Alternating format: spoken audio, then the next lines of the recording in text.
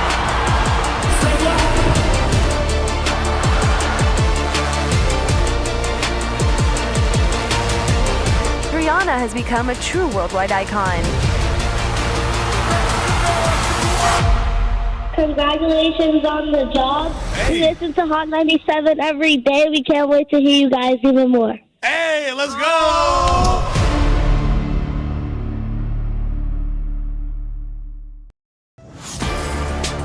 Get ready. The legend is on your screen. Funk Flex, the man who defines hip-hop, is bringing the heat from the radio booth to your TV. Where my camera at? That's my camera? All right. The biggest beats, the hottest freestyles, and that classic Flex energy. Bars are back. Now in your living room. Don't just hear it, watch the movement. Funk Flex, now on Hot 97 TV, Mondays and Fridays at 7:30 p.m. The voice and attitude you love, now on your screen. I love this. Nessa brings her unfiltered energy, real talk, and celebrity interviews from the radio to your TV. It's the same Nessa you know. Bold, funny, and always keeping it real. Catch Nessa, now on TV. Damn, that was deep right now. Tuesdays at 7:30 p.m. and Fridays at 7 p.m. Only on Hot 97 TV.